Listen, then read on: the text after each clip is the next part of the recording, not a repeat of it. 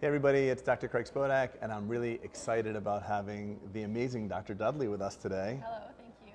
And we're talking about sleep dentistry. So Dr. Dudley, for the last, maybe year now? Yeah, about a year.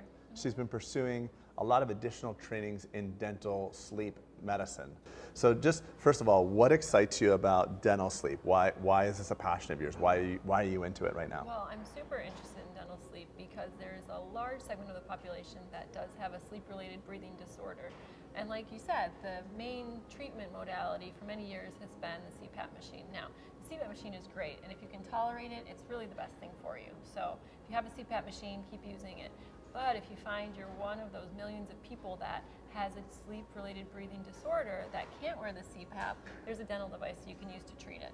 So the great thing is we have new options for people who fail the traditional treatment, and most people find them easy to tolerate and can get a lot of relief from their sleep-related disorder. Now, why is sleep important? Obviously, everybody knows that. If you've ever had a young child, or you have a baby and you don't get a regular night's sleep, or you're up worrying about something, or you miss a couple of good hours of that, what we call REM sleep, which is that super important sleep where you get like restorative, restful sleep, that's a time when like your whole body recharges, like recharging your battery. So we all have a cell phone.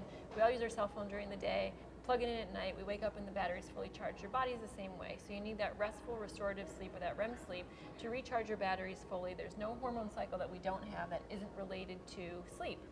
And let's touch also on, when we talk about sleep disorders or sleep breathing disorders, there's a lot of people that just figure, I snore, as long as I can buy something at Walmart that doesn't make me snore. Let's talk about the delineation between apnea, which is related to morbidity and death, and snoring, and the differences for the lay people. Yeah, I mean, snoring is actually one of the first warning signs that something else is going on. So if you think of your airway like a balloon, the balloon's open, right? If we have a circle, balloon's open like this, the air's going through. It's what most of us have when we're sitting straight up, okay? Snoring is basically, if you ever were a kid and blew up that balloon, you squeeze the pieces of the balloon together, that high-pitched whine, that's what snoring is. So like the air is just squeaking through. So that's like almost a pre-apnea, like right before it closes and there's no air getting through, that's an apnea. Now, if you have snoring, you have a 40% chance that there's something going on like sleep apnea, which I recommend seeing your medical doctor, having a sleep test, or just having a discussion with them about, is there something going on? Should I be getting checked for this? Now, if you only have snoring, the great news is that dental devices that treat sleep apnea can also treat snoring. So, I don't know how many people I meet that say, gosh, I really just want to sleep in the same bedroom as my spouse or my partner, and I'm in the guest bedroom because the noise is just too much. We can fix that.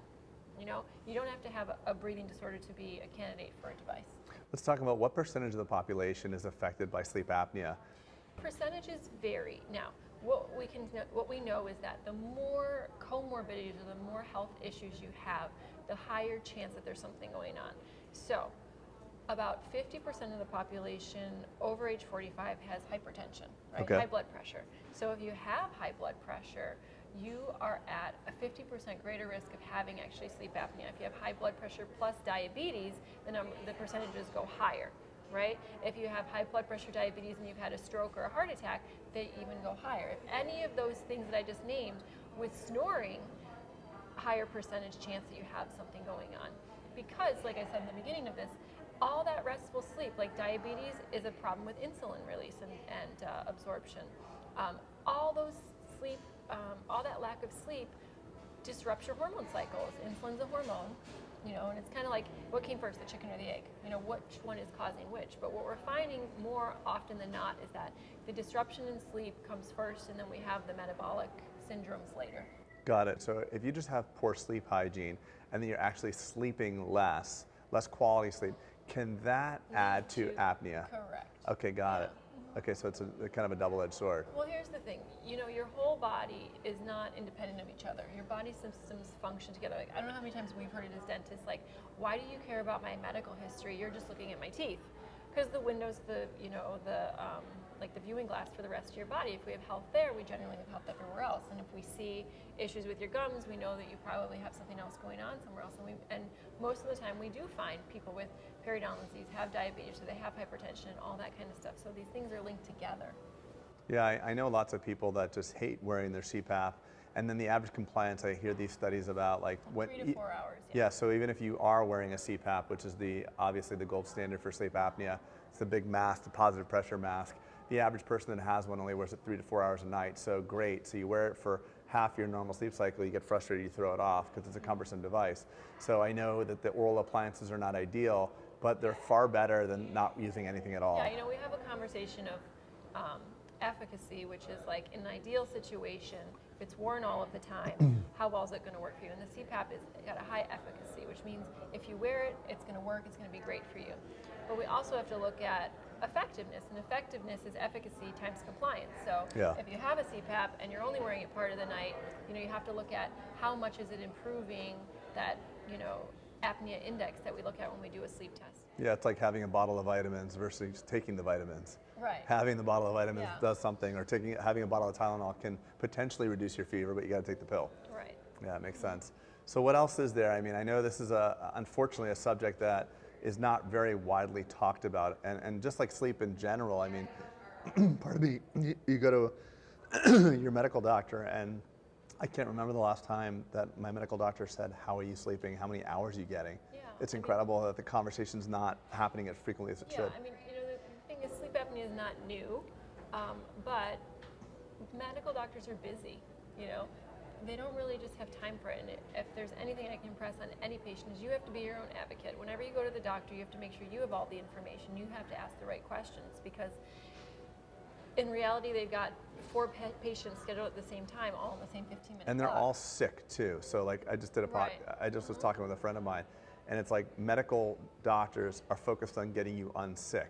So if you have sleep apnea that's going undiagnosed, or if you have poor sleeping habits, you're in the process of getting sick. Correct. They have to wait for 15, 20 years till you have a heart attack and then come see me. Right. So it's a whole different level. And, you know, we're more of on the preventative scale here, obviously, as dentists, you know, and that's kind of how our... Well, that's the conversations we have with people's teeth. Correct. You're not in pain today, but you're here for a cleaning. And you might have an issue down the road. later. That's why, you know, but yeah, I mean, the goal is prevention. If we could treat the sleep apnea first and see a decrease in the high blood pressure and the diabetes and all that kind of stuff, you know, you as a patient or the general population would be better off. There'd be less healthcare costs, there'd be less money out of your pocket for hospital stays and everything, really. The single greatest thing that a dentist could do, besides detecting oral cancer and potentially saving that person's life through that, is to detect and or treat the sleep apnea that people have.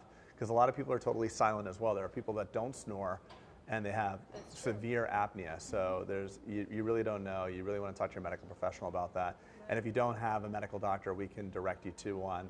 We also have the capability to do studies, ambulatory take-home sleep studies here for the right candidate as well. I think it's just it deserves a lot of attention. I hope that people are listening. And also, if this video is not for you, but you have friends or loved ones that may find this valuable, please like or share this or comment on it, so that way we can touch more people. And it doesn't even matter if they don't live here; they can talk to their local doctor as well. So, what training will you? I know you have a big test coming up. Yeah. What's the test, and what will you have after the test? I'm taking the board for dental sleep apnea, so I'll be a diplomat for the board of dental sleep medicine. Cool. After I complete and pass my test successfully. When's that test? Next week. That's awesome. Yeah. So Dr. Dudley, soon to be diplomat of the board of dental sleep medicine. That's pretty darn cool. I don't have I'm a diplomat in excited. anything. Well, let's get you some CE courses. Yeah, I get a lot. I just don't have a diplomat. It's okay. Anything else? Let's think. I don't think so. Well, I appreciate you taking the time. Yeah, it's been Educate our patients and hopefully other people's patients about the dangers. At the bottom of this video, I'm sure that Gabriel will include a link to my email if you have any questions. There's also links to our website which kind of detail the process for sleep apnea and how you can get treated and how we can help you work with your doctor, because we know it's a complicated process, right? We want to make sure you have the right questions to ask. We can send you with the right information. There's a list of questions on the website that you can ask yourself to see, is there something going on, and then bring it up to your medical professional. What I think the most fulfilling thing for me to watch is so many patients are so happy. Yes. And it's changed their life. I mean, there's not too many things that we can do in a dental office where people are like, the quality of my life is so much better. Thank you so much. So I see why you're doing it. I see why you'd be interested in helping more people. And I think this video is a great start to get more people understanding what could be going wrong and how to treat it. Yes, I agree. So thanks so much. Thank you. Thank you, guys. See you soon.